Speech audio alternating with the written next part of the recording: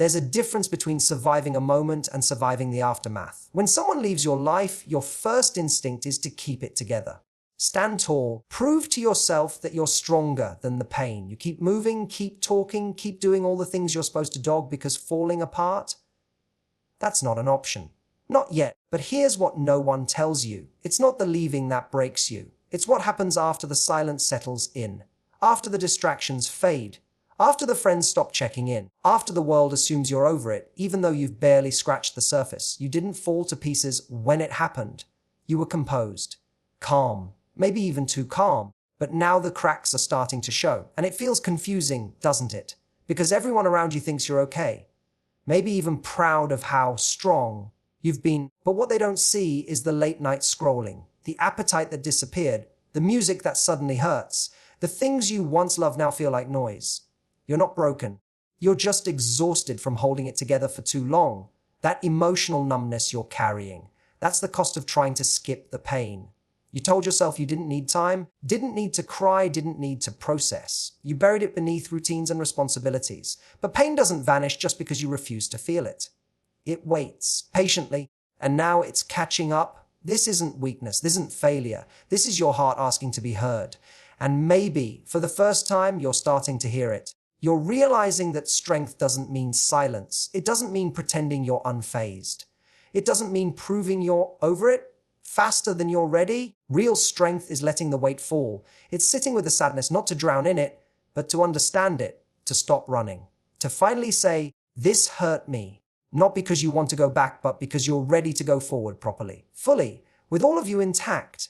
Let yourself feel the ache. It doesn't make you fragile. It makes you real. You're not falling apart. You're being stripped of what was never meant to stay. And that process, yes, it's messy, but it's necessary, because you deserve peace that isn't forced, smiles that aren't faked, love that isn't fought for out of fear. You deserve to be whole, not hardened. So breathe.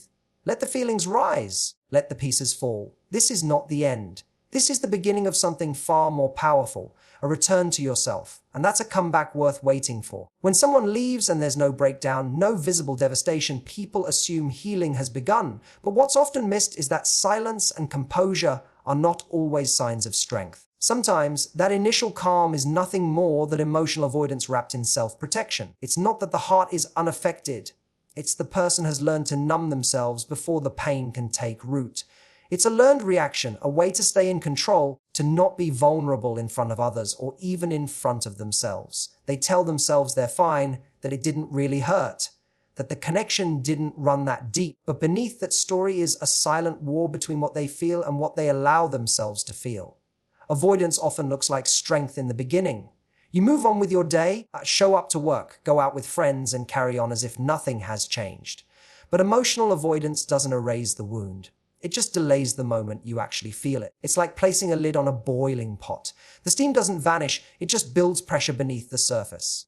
That pressure becomes restlessness, irritability, sudden sadness at random moments, and a growing distance from your own inner self. You feel off, but you can't quite place why. You say you're okay, but something is always just a little heavy. This kind of calm isn't rooted in peace. It's rooted in habit. It's a habit formed over years of telling yourself that emotions are dangerous, that vulnerability is weakness, that falling apart is something to be ashamed of. So when the moment comes that would naturally break someone, you've already put your walls up so high that you don't even feel the initial blow. You protect yourself so well that don't even realize you're bleeding. But the mind knows. The body knows. That's why sleepless nights come weeks later. Why little things start triggering bigger emotions. Why your energy feels drained even after doing nothing. The cost of emotional avoidance is that it eventually makes its way back to you in unpredictable ways. A song, a scent, a photo, a quiet evening. Suddenly, the emotions you buried begin knocking on your door, asking to be felt. This is when the calm starts to fracture. Not because you're weak, but because you were never really calm to begin with. You were just disconnected. Disconnected from the impact of what happened, disconnected from what it meant, and disconnected from the truth that you actually did care more than you let on. That realization doesn't hit all at once. It creeps in slowly. And often, it arrives when you least expect it, when the world thinks you've moved on. Avoidance might give you short-term relief, but always costs you long-term clarity. It keeps you stuck in loops you can't see, patterns you keep repeating, and relationships that echo old wounds. You start to attract people who also avoid, who also suppress, who also pretend. And you call it peace, but it's not peace. It's shared numbness. A mutual agreement to not go too deep, to not feel too much, to not risk the mess that healing requires. It takes courage to realize that your calm was never peace, that your silence wasn't resolution, and that your strength might have been armor you mistook for growth. Because facing that truth means reopening the door to everything you locked away. It means sitting with the pain you thought you skipped. It means recognizing that what looked like strength was actually fear. But this moment of realization is not weakness. It's the beginning of honesty. It's where emotional integrity starts. Because you can't heal what you won't allow yourself to acknowledge. You can't let go of something you're pretending didn't affect you. And you can't become free if you're still carrying the weight of emotions you never gave yourself permission to feel. Sometimes people applaud your calm. They admire your composure. They say you're so strong for not falling apart. But only you know what it took to stay still. Only you know the energy it took to fake peace. Only you know the weight you carry in the silence of your own heart, and until you allow yourself to see that weight. Not judge it, not suppress it, but see it, you stay in the illusion of healing, not the reality of it. The truth is, the most dangerous thing about emotional avoidance is that it makes you look okay while your heart is quietly unraveling. You become a master of pretending. But healing isn't about pretending you're fine. It's about facing the parts of yourself that don't want to be felt. The ones that are scared to admit you cared, scared to admit you're hurt, scared to admit you're still carrying something you thought you left behind. Real pain doesn't always arrive on day one. Sometimes it waits. It waits until the world thinks you've moved on. It waits until the noise dies down, the distractions fade, and you're alone with your thoughts. It waits until you stop running, until your routine no longer shields you. Because that's when it finally has space to speak. And that's when it hurts the most. Not because it just began, but because you thought you had already escaped it. That's the trick pain plays on people. It hides behind strength. It hides behind keeping busy, behind staying composed, behind smiling in photos and responding to, "How are you?" with, "I'm good." But underneath all that, it's brewing. In the early days, you convince yourself you're okay because you have to. You can't afford to fall apart, so you compartmentalize. You separate the part of you that's aching from the part of you that needs to show up to work, to friends, to life. And for a while, it works. You stay productive. You laugh. You check all the boxes. But slowly, something shifts. Your energy feels off. Your patience gets thinner. You find yourself staring at your phone a little too long, scrolling but not really seeing anything. And when the room goes quiet, your chest gets heavier. Not because something new has happened, but because the old is finally surfacing. This is what happens when you push pain to the background. It doesn't go away. It just waits for its moment. And when the distractions finally fade, when the people stop asking, when the routine starts to feel empty instead of full, that's when the emotions you try to outrun start catching up. And they don't just knock gently. They flood in. They remind you of everything you didn't when you first walked away. The confusion, the heartbreak, the regret, the what-ifs, the unanswered questions. It all returns, sometimes even stronger than it would felt in the beginning. There's this illusion that healing is immediate if you don't cry, if you don't fall apart, if you get on with life quickly. But pain isn't linear. It doesn't follow a schedule. It follows truth. And the truth is, when you ignore what hurts, it waits for the silence. Pain needs stillness to be heard. It needs space to breathe. And when it finally gets that space, it shows up in full force. That's when the sadness comes out of nowhere. That's when the tears hit without warning. That's when the anger, the regret, the loneliness start to break through the surface you worked so hard to keep calm. People don't expect this part. They think they've dodged it. They confuse distraction with healing. They confuse numbness with peace. But real peace doesn't come from ignoring pain. It comes from facing it, from letting it speak, from allowing yourself to feel everything you were once too afraid to sit with. That's where healing lives. Not in the early calm, but in the honesty that follows it. When the silence settles in and the distractions fade, that's when you begin to understand what you really lost. Not just the relationship or the connection, but the pieces of yourself you gave away. The energy you spent trying to make things work. The parts of you that you silenced to keep someone else comfortable. That understanding doesn't hit all at once. It creeps in slowly. In the middle of the night. In the quiet of the morning. In the spaces you used to share with someone who's no longer there. That realization is heavy. It makes you look at things differently. You replay moments not to torture yourself, but because your mind is trying to make sense of what it missed. You start to notice patterns. You see how much you tolerated. You see how little you asked for in return. You realize how far you bent just to avoid breaking. And in that realization, pain finds its voice. It speaks not just of sadness, but of truth. It tells you what you ignored. It tells you where you betrayed your own needs. It tells you how you showed up for someone else more than you ever showed up for yourself. And once that truth lands, you can't unsee it. You can't go back to pretending it didn't matter. You can't tell yourself it didn't hurt. Because now, in the quiet, you're finally hearing what your heart has been whispering all along. Pain doesn't need to be loud to be real. It just needs a moment of silence to show you what's been buried underneath. And sometimes that moment doesn't come until long after you thought the worst was over. That's why someone can be years removed from a relationship and still feel a wave of grief hit them out of nowhere. Why a small, seemingly irrelevant moment can bring tears to your eyes. It's not because you're broken. It's because part of you is still carrying something that never got to be fully felt. And now that part is asking to be seen. Suppressing your feelings doesn't mean you're strong. It means you've been taught to survive. You've learned how to stay composed, how to push forward, how to keep your head down and get through the day. But surviving isn't the same as healing. Surviving is what you do when you don't have time to process. Healing is what you allow when you finally decide your emotional well-being matters more than your appearance of stability. Emotions don't vanish just because you silence them. They transform. If you don't feel sadness, it turns into numbness. If you don't feel anger, it turns into resentment. If you don't feel fear, it turns into self-doubt. Everything you don't feel finds a different way to show up. That's why people who seem fine on the outside often carry invisible weight. They smile, they function, they keep things light. But inside, they're exhausted from the constant effort of keeping everything buried. And when those feelings return, they rarely ask permission. They don't knock politely. They kick the door in. They demand attention. That's why they feel so disruptive. Because they're not just visiting, they're returning to claim the space they were denied. They come back stronger, more persistent, more confusing, because they've been multiplied by the time and pressure of being ignored. But this isn't punishment. It's opportunity. It's your body, your mind, your heart trying to lead you back to the parts of yourself you left behind. It's not about dwelling on the past. It's about finally letting yourself honor what was real, what you felt, what you gave, what you lost, what you needed. And until you do that, you keep the pain alive in silence.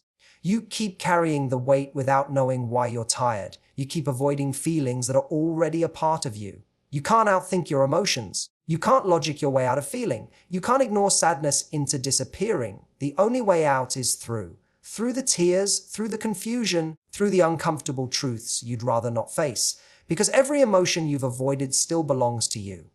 And the more you deny it, the more power it has over you. But the moment you stop running and start listening, something shifts. The pain softens, the chaos quiets. Not because it goes away instantly, but because it finally feels heard. True strength is found in allowing yourself to feel and process. Not in pretending you're unbothered, not in holding back the tears, not in putting on a mask so no one sees your vulnerability. Strength isn't about how well you hide your pain. It's about how honestly you meet it. It's in the quiet bravery of sitting with what hurts, not running from it. It's in allowing the waves of emotion to come and go without shaming yourself for feeling them. Anyone can suppress. Anyone can act tough, but it takes real courage to be soft in a world that rewards emotional numbness. There's a common belief that breaking down is failure. That feeling too much is weakness. That if you fall apart, even for a moment, you lose control. So many people walk around disconnected from their own hearts, convinced that emotional detachment is the way forward. They wear emotional distance like armor, thinking it will protect them from future hurt. But all it really does is lock them out of their own healing. You can't move forward if you won't face what's behind you. And you can't become free if you're afraid of your own truth. Strength isn't stoicism. It's not the absence of tears or the ability to move on without looking back. Strength is in the moment you admit you're not okay. When you say, I'm hurt, even if no one else understands. When you choose to feel instead of escape. Because feeling is where the healing lives. And processing those feelings, no matter how messy or confusing, is the most honest thing you can do for yourself. There's this idea that emotional control means pushing things down. That being in control means keeping it all in. But real control isn't about suppression. It's about regulation. It's being present with your emotions without letting them consume you. It's noticing the sadness, the anger, the regret, and letting them speak without letting them define you. You can be angry without becoming rage.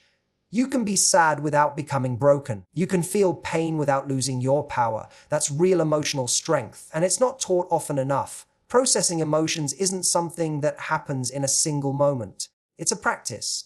It's learning to sit with what you feel without judgment. It's giving yourself permission to grieve what was lost, even if no one else thinks you should be grieving. It's acknowledging your inner world, even when the outer world keeps moving on. And it's knowing that no healing is linear, that some days will feel like progress and others will feel like setbacks. But none of that makes you weak. It makes you human. There's a kind of power that comes from feeling your own depth. When you allow yourself to cry without shame, to journal without censoring your thoughts, to talk to someone without hiding behind your pride, you're reclaiming pieces of yourself. Similar values. You're reconnecting with the version of you that's been waiting to be acknowledged. The one who's been quietly hurting while you've been busy pretending you're fine. That version of you doesn't need to be fixed. It needs to be heard. You don't gain strength by pretending to be above the pain. You gain it by walking through the discomfort and coming out more self-aware. You gain it by being honest with yourself, by no longer abandoning yourself emotionally to keep up appearances. There's something deeply empowering about choosing your inner peace over external validation, about saying, I'm going to feel this now so I don't carry it forever. Because carrying unprocessed pain becomes a burden that shows up in every area of your life. It clouds your joy, it blocks your growth, it bleeds into your next relationship, your self-esteem, your energy. So much emotional damage comes from avoiding what needs to be felt, from rushing to be okay instead of being real. But you can't bypass grief. You can't fast forward your way through loss. You have to walk through it, step by step, emotion by emotion. That's how strength is built, not in the absence of struggle, but in your willingness to face it fully. Letting yourself feel is not indulgent. It's not weakness. It's necessary. It's the path back to clarity, to lightness, to a life that's not defined by what hurts you. Every tear you allow, every truth you face, every emotion you welcome instead of suppress is a step toward becoming someone who is not just surviving, but living with depth, with honesty, and with power. Falling apart can be the first step toward authentic healing. It's not the breakdown itself that defines you, but what it uncovers. When everything you've been holding together starts to unravel, it's not the end of your strength, it's the beginning of your truth. For so long, you may have clung to composure, convinced that holding everything in place was the only way to survive. You told yourself there was no time to break down, no space to let go, no room to feel everything that was quietly building up inside. But emotions don't disappear just because you refuse to acknowledge them. They wait, they gather, and eventually they demand to be felt. There comes a moment when the weight becomes too much, when the mask slips, when the smile fades, when the effort to keep going just drains you. That moment might look like silence. It might look like tears that don't stop. It might like pulling away from everything and everyone. It might be misunderstood by others, seen as weakness or regression. But it's not. It's the truth finally surfacing after being buried for too long. It's your heart saying, I can't carry this anymore. And that's not something to be ashamed of. That's a turning point. In a world that rewards polished images and filtered emotions, falling apart is feared. People avoid it, they hide it, they apologize for it. But falling apart is often the exact moment where something real begins. The moment when the performance stops and the healing starts. It's messy, it's uncomfortable, it's raw, but it's honest. And honesty is the foundation of healing. You can't mend what you won't admit is broken. You can't salve pain you pretend doesn't exist. You can't grow from something you keep avoiding. When you allow yourself to fall apart, you create space. Space to feel. Space to process. Space to listen to the parts of you that have been ignored. This is where the real work begins. Not in the pretending, not in the pushing through, but in the pausing, in the crumbling of the image held up to the world. You may feel lost in that space at first, unsure of who you are without the fire aid, uncertain about what comes next. But in that uncertainty is where the rebuilding begins. Falling apart strips away the distractions. It brings your focus inward.